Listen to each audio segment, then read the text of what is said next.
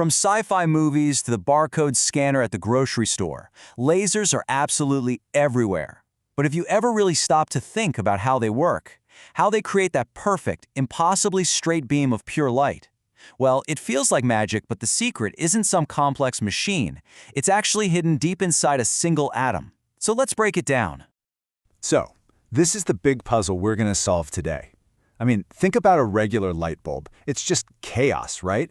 It throws photons of light out in every single direction. But a laser is pure, beautiful order. So how in the world do you tame all that chaos into one powerful, perfect beam? Well, the answer starts with the atom. All right, our journey begins at the quantum level with those tiny electrons that are always whizzing around an atom's nucleus. Now, you might picture it kind of like planets orbiting the sun, but down here at this incredibly small scale, the rules of physics get really weird. And those weird rules, they're the key to everything. See, here's the first strange rule. Unlike a planet, which can orbit the sun at pretty much any distance, an electron is locked into very specific fixed energy levels. It can't exist in the spaces in between. And that's not just a suggestion, it's a fundamental rule of quantum mechanics. This one little fact is what makes lasers even possible. You know, the best way to picture this is to think of a ladder. An electron can be on the bottom rung, we call that its ground state, or if it gets a boost of energy, it can jump up to a higher rung, an excited state. But here's the thing, it can never, ever hover between the rungs. Its energy is quantized, meaning it only comes in these specific, discrete amounts. Step one in building our laser is figuring out how to get that electron to jump.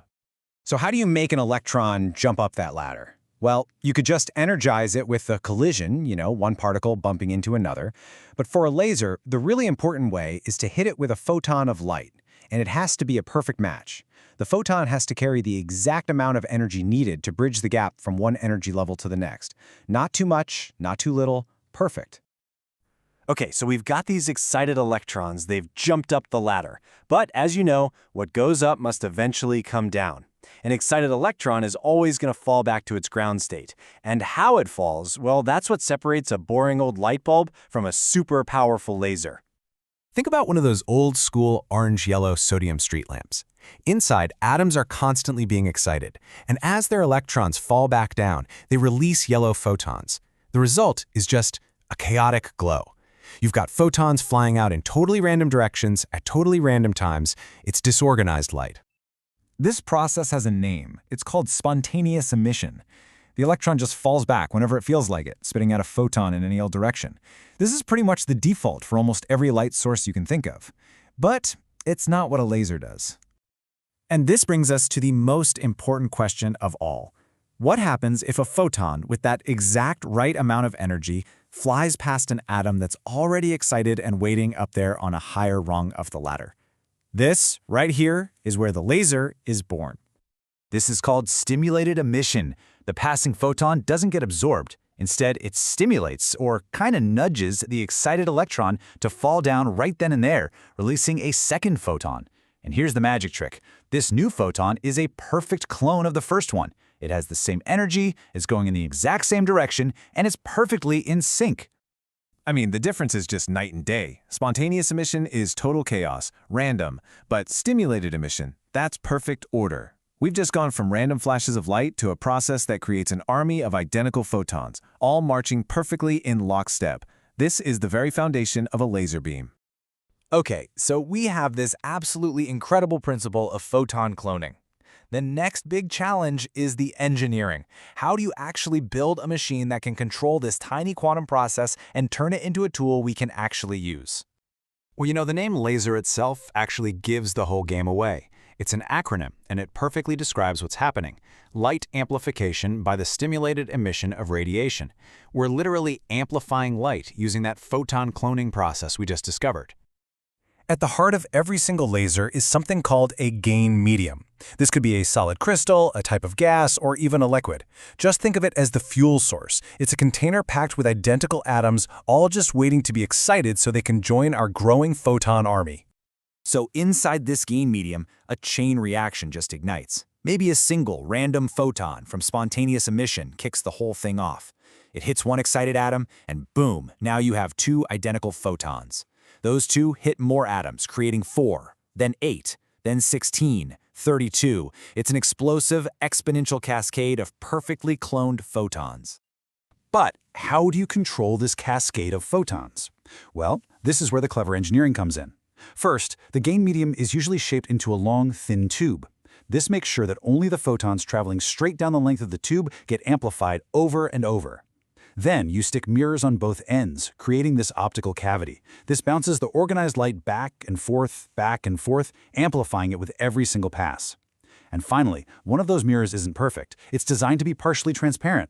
It lets just a tiny fraction of that incredibly intense organized light escape. And that escaping light, well, that's your laser beam.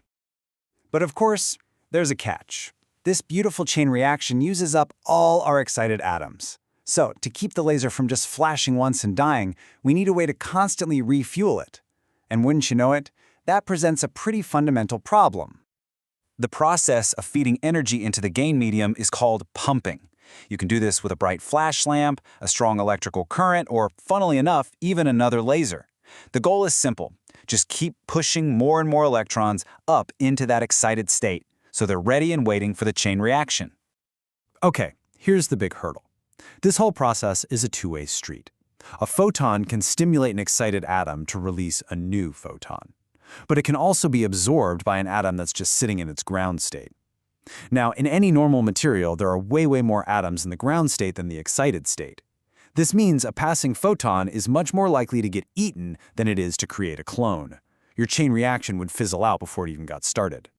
So to make a laser work, you have to create a totally unnatural condition. It's called population inversion. We have to pump energy in so hard and so fast that we force the system to have more atoms in the high-energy excited state than the low-energy ground state.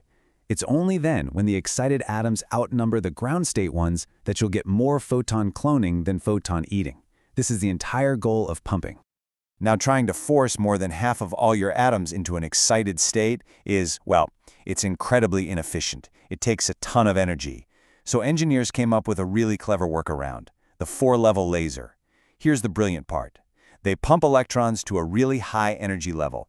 The electrons then quickly fall down to a slightly lower, more stable upper laser level. This is where they hang out and wait. The laser magic happens. The electron drops, but it lands on a lower laser level that is almost always empty because it dumps its electrons back to the ground state super fast. Since that landing spot is always being cleared out, it's incredibly easy to achieve population inversion. It makes the whole thing vastly more efficient. So once these core principles were finally mastered, stimulated emission, the gain medium population inversion, the floodgates just opened. A whole universe of different kinds of lasers became possible, but they're all built on these same fundamental quantum ideas. And wow, is the laser family diverse. It all started with the Ruby laser, that first clunky 3-level system. But today, the most common ones are tiny little diode lasers and everything from your Blu-ray player to barcode scanners. You've got powerful CO2 gas lasers that can slice through thick steel. And then you have truly wild designs, like the free electron laser, which doesn't even use atoms. It uses powerful magnets to wiggle a beam of electrons, which lets scientists create a laser of almost any color they can imagine. And so, from a single, strange quantum rule inside a single atom, we've built a tool that can cut steel, carry all of our global communications across oceans, and even perform delicate surgery. It all started with the simple idea of forcing chaotic light to finally get in line. The only real question left is, what amazing problem will we point this perfect beam of light out next?